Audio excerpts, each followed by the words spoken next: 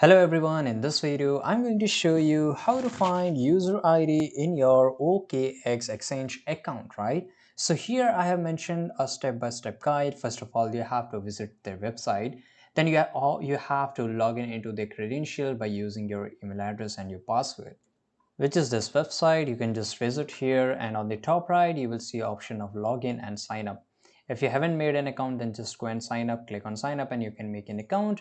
If you have a credentials, then just go to login. Here you have to enter the username, I mean the email address and the password, right?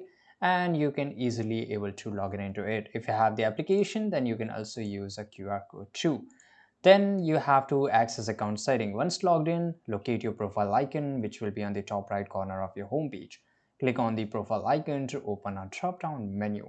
Navigate to the account setting. From the drop-down menu, select account setting. This will take you to the account management section.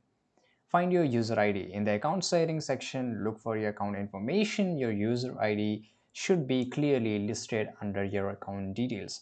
So this is how you can always find. By the way, you can always ask their support system OKX Help Center, which is always available in their website, and they will help you to find it more.